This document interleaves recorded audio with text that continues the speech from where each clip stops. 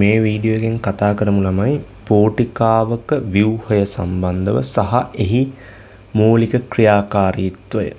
හරි. මේක ගොඩක් වෙලාවට විභාගෙදිත් අහලා තියෙන කොටසක්. පහුගිය පේපර්ස් ගත්තොත් ඔයාලට රචනා පේපර් එකේ වගේම ස්ට්‍රක්චර්ඩ් පේපර් එකෙත් ඒ වගේම MCQ පේපර් එකෙත් ඔයාලට ප්‍රශ්න දකින්න පුළුවන්. හරි. හැබැයි දැන් අලුත් සිලබස් එකට අපි එද්දී සමහර චේන්ජස් ටිකක් වෙලා තියෙනවා. ඒ කියන්නේ සමහර කරුණු ඒගොල්ලෝ අයින් කරලා තියෙනවා. කලින් තිබ්බ කල්පිතයක් ඒගොල්ලෝ අයින් කරලා තියෙනවා. ඒ වගේම සමහර කරුණු වල වෙනස්කම් තියෙන නිසා අපි අලුත් සිලබස් එකට අදාළව අද මේ වීඩියෝ එකේ බලමු කොහොමද මේක සිද්ධ වෙන්නේ කියලා. එතකොට පෝටිකාවක් කියන එක ඔයාලා දන්නවා. පෝටිකාවක් තියෙන්නේ අපිචර්මීය සෛලවල අපිචර්මීය ස්තරයේ පාලක සෛල දෙකක් අතර තමයි පෝටිකා සිදුරක් පිහිටන්නේ. කියන්නේ අපිචර්මය කියන්නේ තනි සෛල ස්තරයක්. මේක දැන් ශාක පත්‍රයක් වගේ ගත්තොත් උඩු අපිචර්මය තියෙනවා, යටි අපිචර්මය තියෙනවා. ඒකෙන් ද්විබීජපත්‍රී ශාකයක නම් ඔයාලා මං හිතනවා කරුණු මතකයි කියලා. ද්විබීජපත්‍රී ශාකයක නම් යටි අපිචර්මයේ තමයි පෝටිකා සිදුරු බහුල වශයෙන් පිහිටන්නේ. හරිද? හැබැයි ළමයි දැන් අපි ඒක බීජපත්‍රී ශාක පත්‍රයක් ගත්තොත් ඒකෙ හිම එකක් නැහැ. ඒකේ සමානව උඩු අපිචර්මයේ වගේම යටි අපිචර්මයේ තියෙනවා. අනිත් එක තමයි ශාක කඳේ ප්‍රාථමික වර්ධන අවධියේ නම් තියෙන්නේ ශාක කඳ. එතකොට ඒ අපිචර්මය අපිට දකින්න පුළුවන්. එතකොට ඒ අපිචර්මයේත් අපිට මේ වගේ පෝටිකා සිදුරු දකින්න පුළුවන්. හැබැයි ද්විතීක වර්ධනය සිද්ධ වුණාට පස්සේ සම්පූර්ණයෙන්ම අපිචර්මය ගැලවිලා ඉවත් වෙලා ඒක වල්ක සෛල වලින් ප්‍රතිස්ථාපනය වෙනවා. එතකොට අපිට මේ පෝටිකා සිදුරු දකින්න හම්බෙන්නේ නැහැ. හරි. ඒ වෙනුවට වාස් සිදුරු ඇති වෙනවා.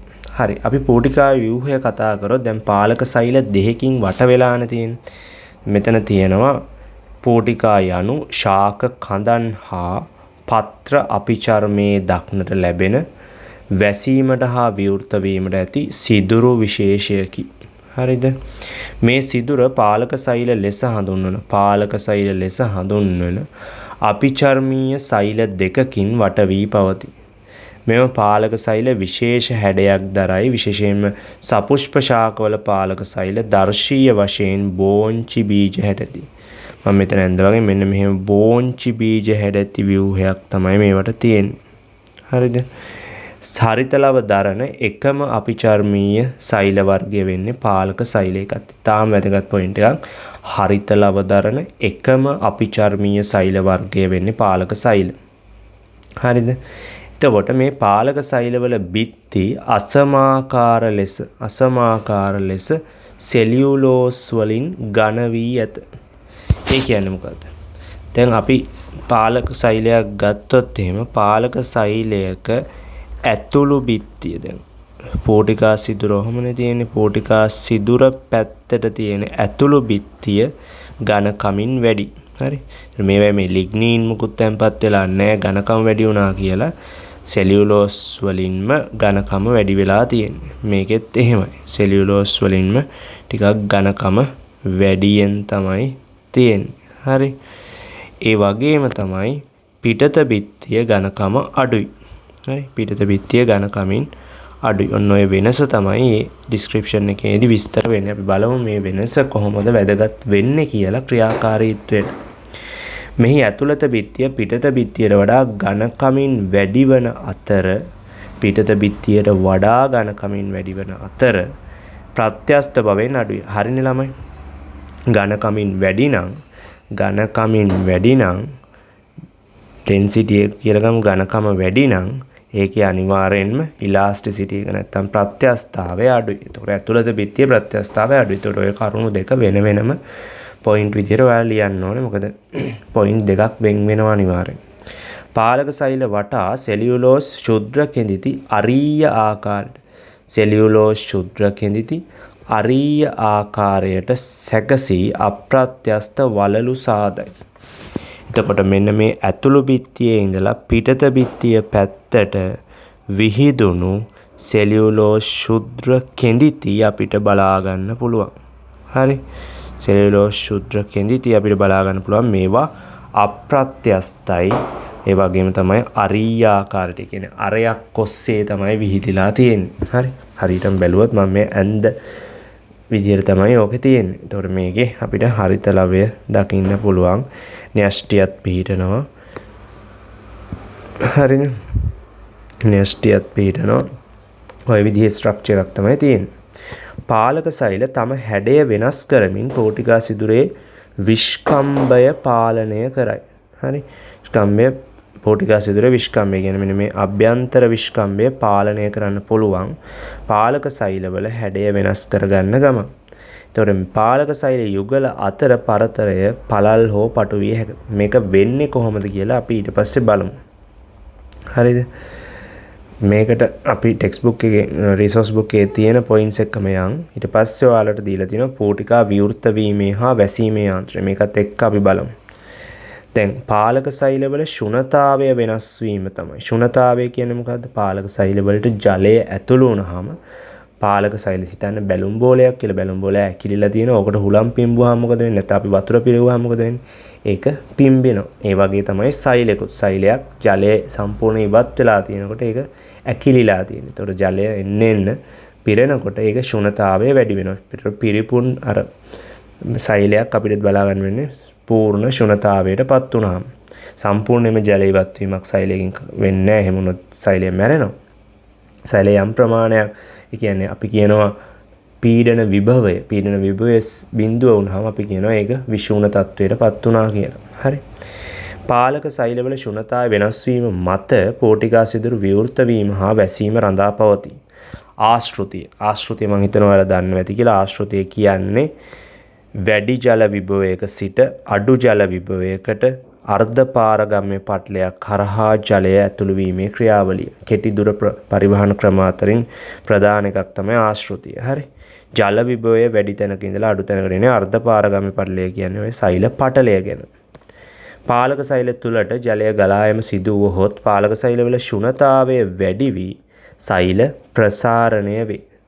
එහෙත් මේ ප්‍රසාරණය සෛලයේ සෑම දිශාවකටම ඒකාකාරව සිදු නොවේ. සෛලයේ සෑම දිශාවකම ඒකාකාරව සිදු නොවේ.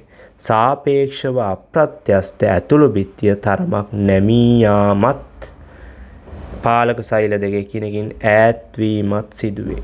නැමී යාම ඇතුළු බිත්තිය නැමී යාම සහ පාලක සෛල එකිනෙකින් ඈත් වීම. කොහොමද මේක වෙන්නේ? දැන් මෙතන ළමයි තියෙනවනේ මෙන්න මේ සෛල දෙක. එතකොට ඔන්න ඕකේ මොකද්ද මෙතන වෙන්නේ?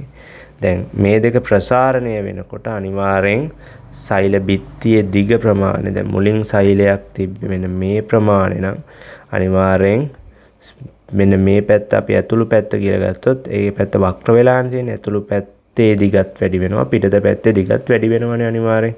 මේ ප්‍රමාණය තියෙන සෛලයක් මේ ප්‍රමාණයට එද්දි.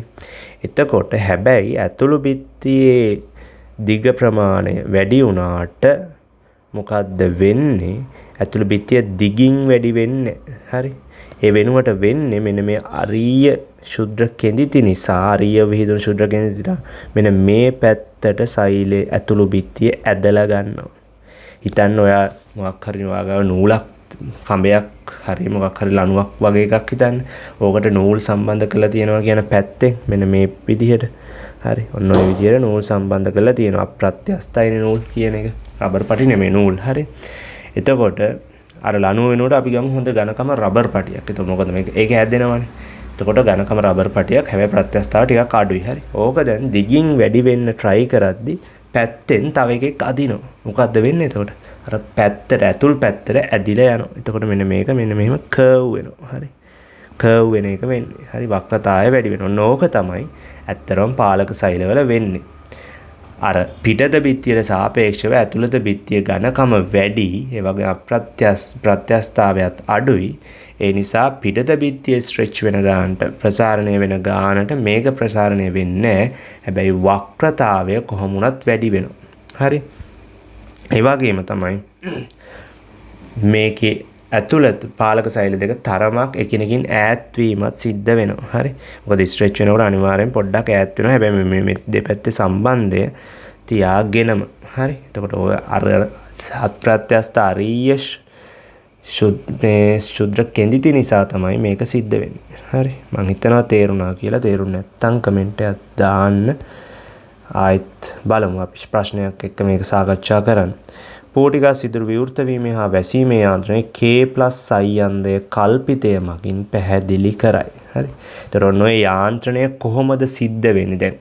ඕක තමයි ඇත්තටම වාලක සෛලවල සිද්ධ වෙන වැඩේ. හැබැයි පාලක සෛල ශුණ වෙන්නේ කොහොමද? පාලක සෛල විෂුණ වෙන්නේ කොහොමද? පාලක සෛලයට ඇයි ජලය ඇතුල් වෙන්නේ? දැන් දිවා කාලේ ගත්තොත් සෛලයේ ජලය ඇතුල් වෙනවා. රාත්‍රී කාලේ සෛලයෙන් ජලය පිට වෙනවා.